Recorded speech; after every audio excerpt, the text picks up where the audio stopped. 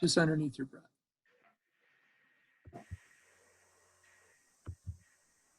Okay.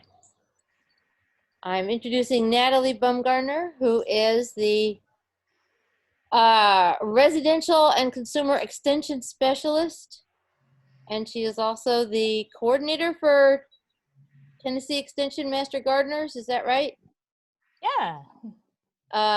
And she is responsible for the educational content development and programming across Tennessee. Natalie is a West Virginia native with a background in agriculture and has been active in various facets of horticulture for over 15 years. She completed her bachelor's degree in horticulture from West Virginia University with a focus in ornamental greenhouse production. And she received a master's from West Virginia University in horticulture with research focusing on growing practices for small-scale organic vegetable producers. And then she got a PhD in horticulture and crop science from Ohio State University. And she focused on vegetable production systems. So, especially leafy vegetables. No wonder you know about kale. And now she is at UT. And are you teaching, Natalie? I have a 100% extension appointment, so I get to do Master Gardeners and horticulture full time. Cool. All right, it's all you. All right, well, I'm really glad to be with y'all this evening. So when Tom and I were kind of talking about what would be a fun topic, I threw some ideas out, and he kind of said, you know, it'd be fun to just talk about some of the positive benefits of plants. It really spreads across our entire program, whether you're ornamental or whether you're a vegetable. And so my title is kind of the good of gardening and the power of plants. And so this is probably something that we don't have to talk too much about. Y'all have probably experienced it in these last few weeks when things are stressful and uncertain. People have been going outside and gardening. And so no matter if you're a wildflower person or an indoor plant person, there are lots and lots of ways that plants positively benefit our lives. And so what you may not necessarily know is there are a whole bunch of people doing research in this area, medical doctors, certainly horticulturists, public health people. And so there's lots of ways that plants positively impact our life. And so I'm going to talk a little bit about that. This is not going to be a bunch of data. Actually, there's a lot of images that kind of showcase a lot of the ways that plants positively benefit our world and our lives. But we're also going to kind of tie it together with some of the service areas of our Master Gardener program across the state. So hopefully you'll see a few pictures from places that you recognize. And then we'll talk just a little bit about the young plant people in our lives and kind of how we spread this love. And so this is one of my favorite hiking pictures that I've ever taken.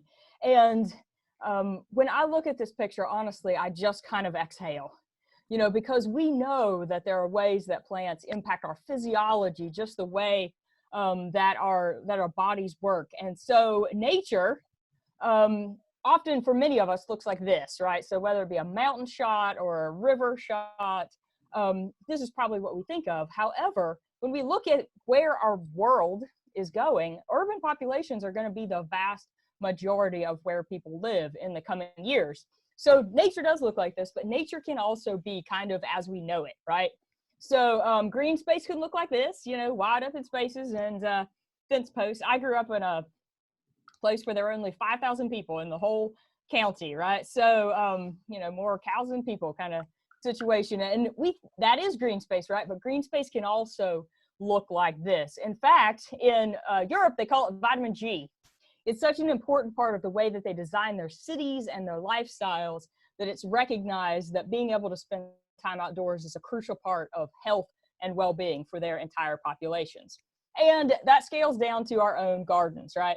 So there's lots of interesting research going on about, you know, the interactive part of gardening and how that's actually in some ways different and even more beneficial sometimes than just experiencing nature passively. So, but for all our purposes today, nature, whether it be a mountain or a garden, it all counts.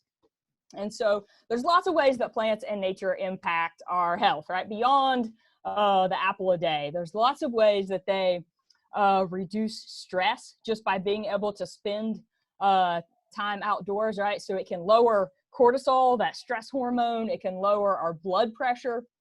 And even, so this is interesting. Some of the ways that our body senses that and actually can change the physiology has to do with volatile compounds that are released by plants, right? So even just a little bit of time spent in a forest where we can experience those can actually change the way that our body operates. They've done tests, right? So read a book for a few minutes and go outside and garden for a few minutes, and then let's measure how much that changes the cortisol levels. And what they've actually found is that gardening can be even more beneficial than reading. Both are good, but this is so. Here's my cheesy line, right? David Austen can actually be more beneficial for you than Jane Austen, right? So there are lots of ways that being outside in nature can increase our mood.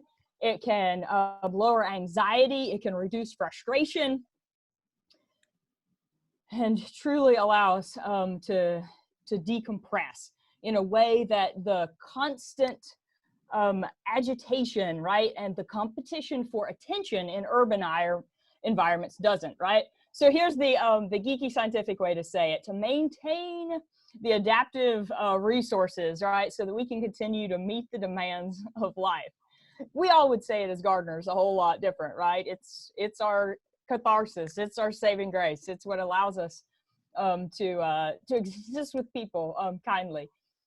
Being outside can also, and interacting with nature and gardening, can reduce illness and lower mortality. So there are some European cities that look at the way that plants can impact people across the whole city.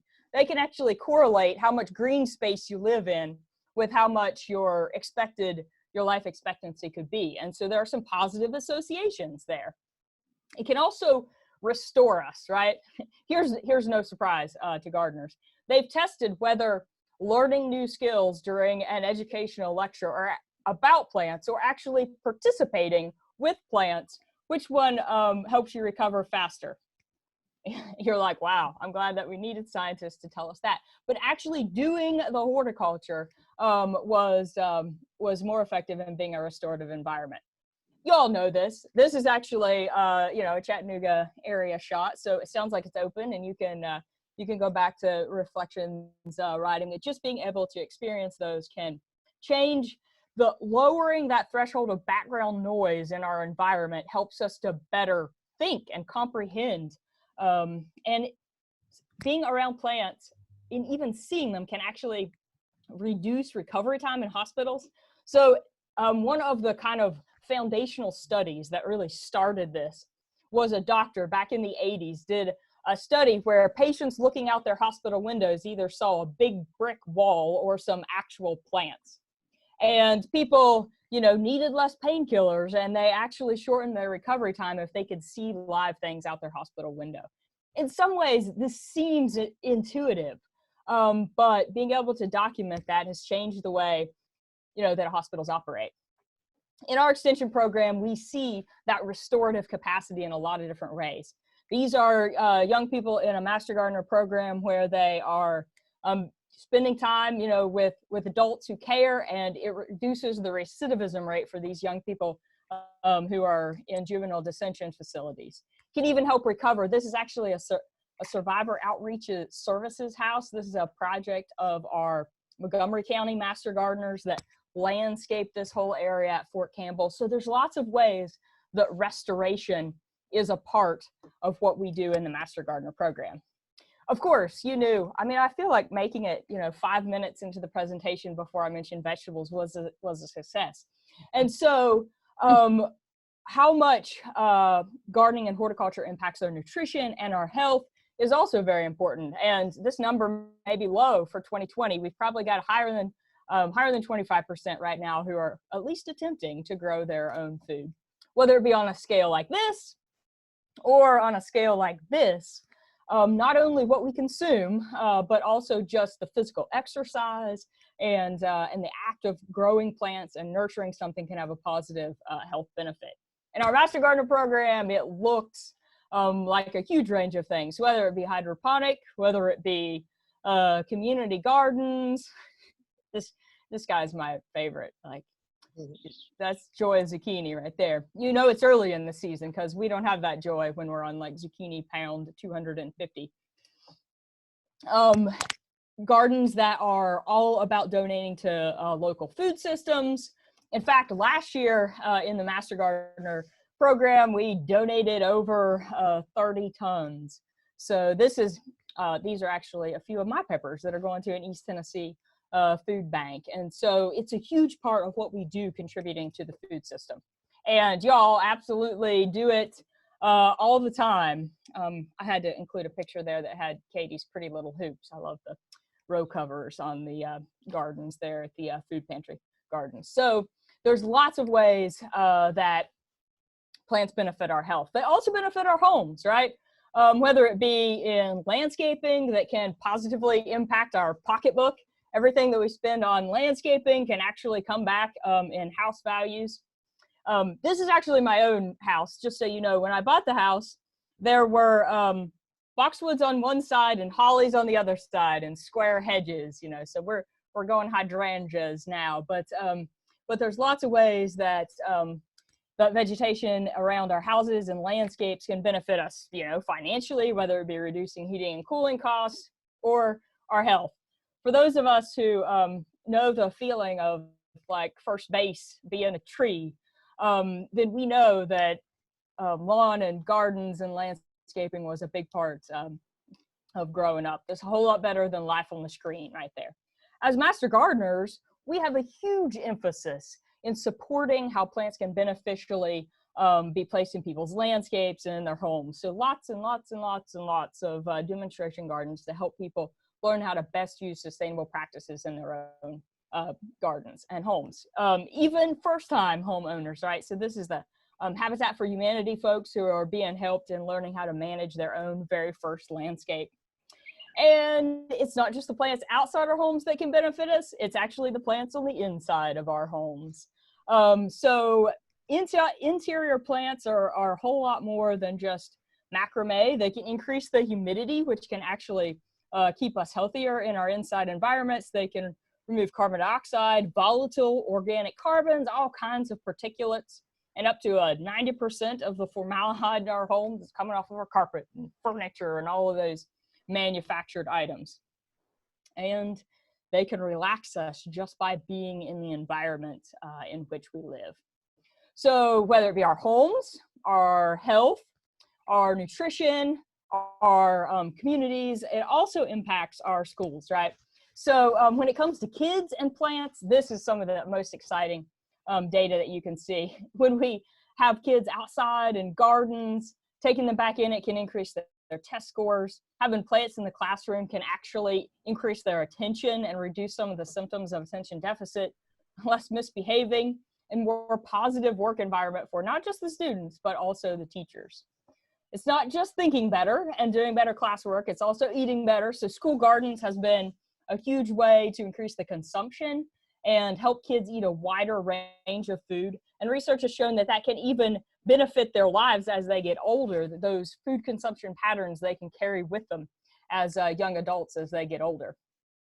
And you guys know all about how impacting youth with plants can play a positive role for them going forward. There's probably some vermicompost. There may be some worms there that are going on as well. And this occurs all throughout our entire Master Gardener program. So from our schools to our homes and also in our workplaces. Now, this is a little bit odd right now because most of us are working from home, but in where we live, plants can increase our mood, can increase job satisfaction, higher quality of life, not just plants inside, but actually being able to see plants outside of our window can have a huge impact. This is actually my window view. I have a beautiful Magnolia grandiflora out the window, and it does, without a doubt, improve my quality of life and work. But it's not just a feel-good effect. When we work around plants, we have less fatigue, we have faster reaction time as we type. It reduces air pollutants in the sometimes crummy old buildings that we work in. And in the current COVID climate, it can reduce coughing, which will benefit everybody in the workplace. So whether it be small or whether it be outside the window, there's lots and lots of ways that plants benefit us in our workplace. And it's not just us as we work, but there's a huge amount of benefit of plants on the economy, right? Because we all garden and we all spend a lot of money. And that is a huge contributor to the horticultural industry. In fact, right now, the horticulture industry may be one of the industries that's in the best shape over our recent economic downturn, because like no other, people are turning to gardening. And so our garden centers have definitely been taking advantage of it. A couple million jobs and a couple $100 billion to the US economy. And when we think about all those benefits of plants, that gets multiplied up to our communities, right? In cleaner air, in healthier lives, and in better social connections, whether it be by reducing some of the expenses of the city by having street trees. Street trees in areas where kids live can also reduce the prevalence of asthma. So there's a lot of health and economic benefits to having trees in the world in which we live. They can reduce stress as people drive. And research shows that it's sometimes even in a different way than other sorts of plants. Trees have a connectivity to humans. I don't know if you ever have interacted very much with Larry Tankersley. He's one of our extension specialists here, and we always give him a hard time about whenever he goes to a site visit, he'll always like hug the tree so that he can get a sense of, you know, what's going on, and then he'll go on with the diagnostics. So trees may not speak to you quite like that, but we all have a special connection to trees in our environment. And master gardeners contribute to trees in our communities in a whole lot of different ways, whether it be by planting brand new arboretums. This is a Wilson County. This is actually a master gardener event from about 3 years ago, where we stood in the rain and listened to master gardeners tell us about the trees in their arboretum, to the national forest that we have an opportunity to participate in East Tennessee. Trees are a huge part of benefits to our lives and our community. And then, of course, we have the social side, right? So when we work with plants and we successfully see things grow, it can be a personal empowerment. And you may have heard me tell some of these stories before, but a couple of years ago, I was in Middle Tennessee, and I was visiting with a master gardener outreach project that was actually helping young female inmates at the local jail have a garden. And this was their open house. They invited their families in to see their garden. And I don't mean like 2 raised beds, you know, I mean like 1.5 acres. And it was a huge garden. And of course, you know, this is a county facility. And so these were a lot of short-term types of situations.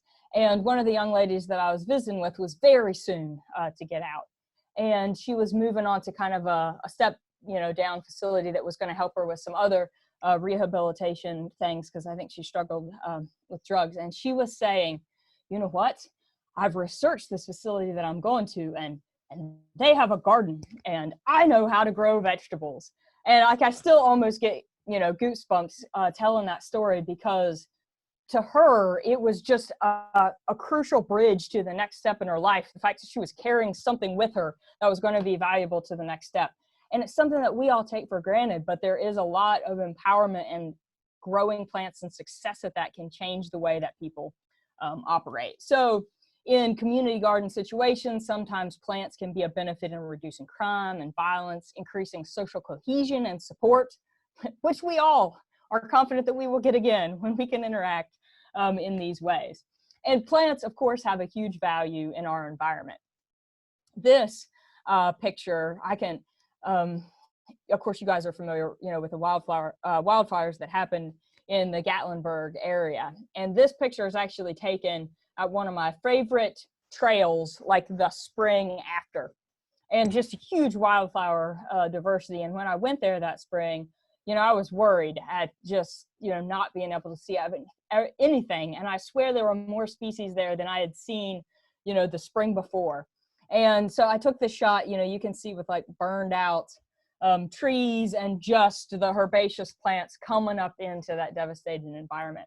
And so this picture always reminds me that our environment is resilient, but we still have a huge responsibility to enable it, to heal by some of the acts that we do, right? So being able to enjoy scenery like this means that we need to do our job in scenery like this to reduce urban runoff and fertilizer, going to surface waters and elements like that. So it's all about the combination of water and soil and plants and people. And so master gardeners interact in restoring soil and water quality in many, many, many different ways. Installing rain gardens is one that we talk about a lot. We have these all over the state. I know you guys have several of these at your locations as well. And the final kind of connectivity that I want to bring to kind of end how we kind of tell this story has to do with our history and our future, right? Because plants tie us together.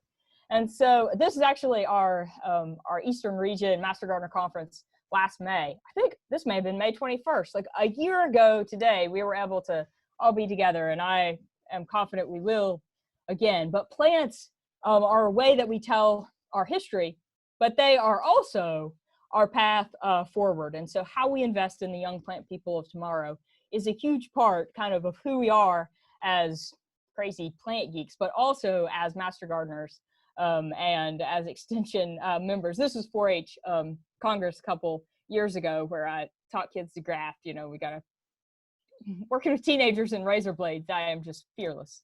But across the state, we are investors in the next generation. And one of the interesting things that we hear from people, who research psychology is that our younger generations are not really even very good at seeing plants because they're raised in a technology environment and they're not really taught to see and value the plants in their environment, right? So if I show you this picture, you'll look at it and, well, if you're like me, what you see are a whole bunch of trees and a forest and, oh, I guess there are some buildings, right? Like, what is it that you see first? We see the plants because that's what we value. That's what we look for in environments. But for a lot of people who didn't grow up with that background, what they see, right, are those hotels and those buildings. And, it turns out that there are just mountains around them. And so what we're finding is that really to be able to reach the next generation and kind of train them up as people who really value and appreciate the roles of plants in their lives, we need to address that plant blindness. Plant blindness is curable, right? It just requires human interaction and contact, right? So this is what the researchers say: early and iterative, well-planned, meaningful, and mindful education about plants. Kind of sounds like kids camp, right? It kind of sounds like you working in the garden with, with for me, my niece or my nephew, right? Or your grandkids. And so it's really about intentional interaction of plant mentors, people who care about the student, who care about the child, and who teach them how to appreciate the plants that are in their environment, right? It's an academic term. I say a botanical sense of place. What does that really mean? Well, you think about going on wildflower hikes, right, with your grandparents, or those trees on, your drive home that you always knew turn first, right, or native plants in your environment. Some of us take this botanical sense of place really for granted, but it's all about the fact that it was taught to us, and now we have the opportunity to pass that torch on to the next generation. So some of it has to do with the words that we use, right? Gardening is a term that we all connect with, but the younger generations, they don't call themselves gardeners. They call themselves plant parents. It's really funny. Like, you got on Instagram and saw all the posts that they were making about their houseplants. They love houseplants just as much as we love our hydrangeas, but the terminology is different. And so, sometimes we need to change the words that we use to be able to reach the next generation. But the crazy thing about it is, this is for my mom, who probably still has macrame holding up the philodendron in the corner of her bedroom, is that everything that's old is now new again. And so a lot of the things that were cool in the 70s and 80s are cool again now. So you have the secret. You just don't know it. It's all about philodendrons and macrame for the next generation. These pictures right here were actually taken at a plant drop that we held on campus last fall. So this is October, last fall on campus. And the Plant Sciences Club gave away tiny little colas plants, like 2,000 of them in the course of, 3 minutes or something. And there were kids lined up all the way through the middle of campus waiting to get their free plants. And, these are the smiles on their faces, the enthusiasm about those plants. They got to go back and sit on the windowsills of their dorm rooms. And so we have a receptive audience.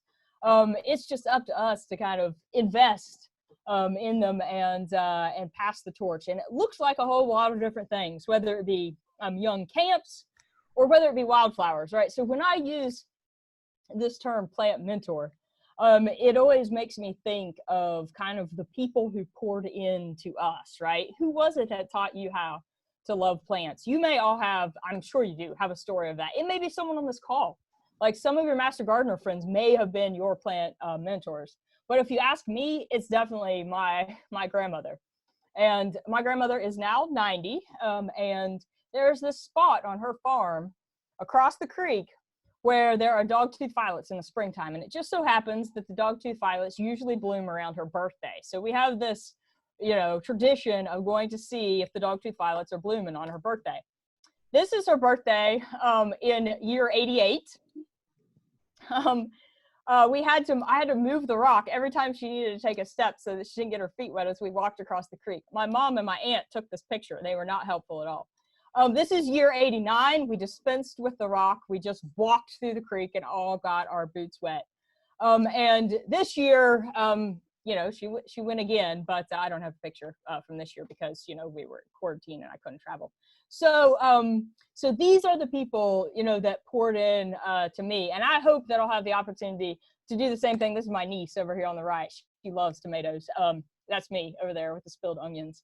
And so I guess the truth of the matter is, Suzanne, I've probably been doing horticulture of some kind for longer than 15 years, but just not as well, at that point in time.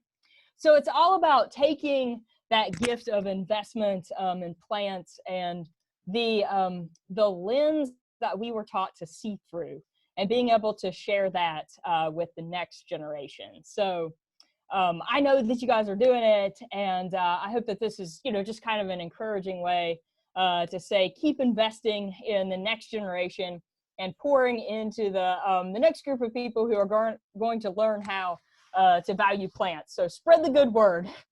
Be aware that sometimes we use different words, but we still all mean the same thing. Sometimes younger plant people know nothing about the questions. One of my good friends called me yesterday. She has a huge whole house full of houseplants, and she loves them dearly. And she's like, it's bad. I got spider mites everywhere.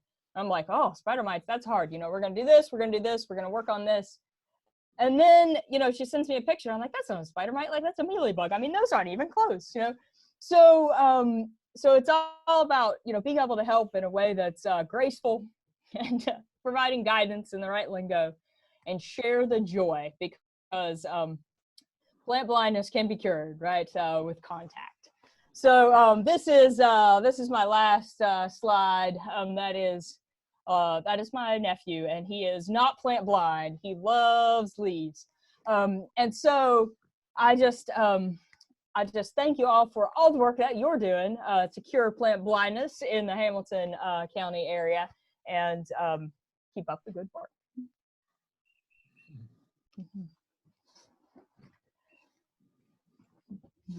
Thank you, Natalie. Thank you very much. Oh, we've got plant mentor stories in the chat box. I love that. Yeah, if anybody wants to talk, you push down the space bar and just start talking about your experiences or questions for Natalie, comments on what she had to say. And later on, I've got a little poll that's going to ask you a few questions. That'll be fun. So who wants to start out? Yeah, I put in the chat box that I learned from my grandfather. We grew sweet corn, raspberries. And it was about 1.5 acres. We grew cucumbers one year, and we couldn't pick them all fast enough because the people would show up and they wanted these little tiny pickles And by the time we got to them, even after 2 or 3 days, they were 6 inches long and too fat. And so we'd do burlap bags full of these pickles. And the people that came wouldn't help us load them on the trailer. They expected us to do it. But it was a lot of fun, good experiences. Growing cucumbers. I mean, that's a hard way to earn a living, right? Yeah, it was an experience, that's for sure. We only did it that 1 year. We did strawberries. Strawberries was a good one for us. Yeah, it's funny that you say strawberries because I think my dad was probably about 50 years old before he could eat strawberries again. I think that they had a fairly strong childhood experience with a few acres of strawberries. Yeah, they were fun. Put them into my grandfather's trunk of his car and go around to the neighborhood and pop the trunk and collect the money. We liked that part. That was community-supported agriculture before you had any lingo for it, right? That's right. I mentioned in the chat that I was a reluctant gardener as a child because basically my mother did all the fun stuff and I had to walk behind and pick up all the clippings or do whatever in a very large and difficult yard. And I really did not like working in the yard. Really did not. Did not appreciate any bit of it. And yet I did seem to pick up a lot of lingo. I know all the names of the plants. I know everything, and I didn't realize I was picking it up through those years. My father did all the vegetable gardening because he had grown up on a farm. And I did have to always go out and, cut okra, pick the tomatoes, pick the eggplant. They grew more freaking eggplant than anyone should have to even look at. And that's the only vegetable that I truly hate. And they never found a way to make me eat it. But I did learn a lot, even if reluctantly, and even if I did nothing with it until I was probably past 30 before I started doing it myself. Does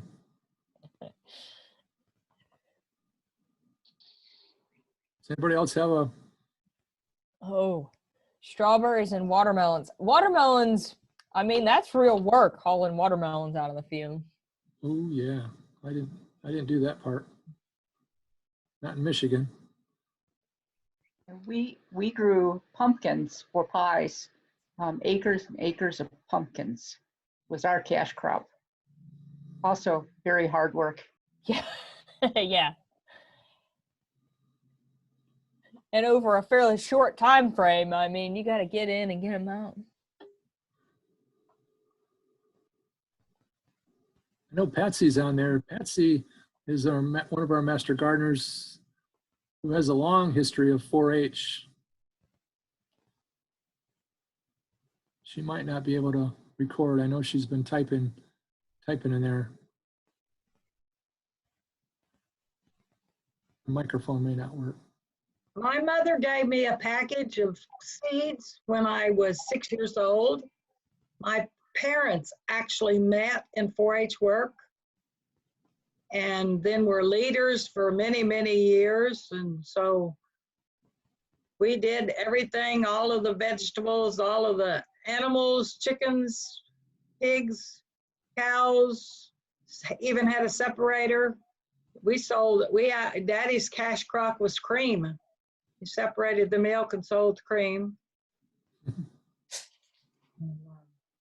And these tornadoes that we've had here really bring back history to me because a tornado came through our farm and took everything except the little bitty house. And it was amazing. The neighbors showed up for 5 miles around to help Daddy build it all back. Wow. Yeah. Like in the movies. So I've gardened as far north as Wisconsin and as far south as Texas. A little bit of variability there. Hey, Natalie, have you heard of the master gardeners over the state? Are they able to get out and do some things, even with these COVID restrictions that we can? Well, so essentially what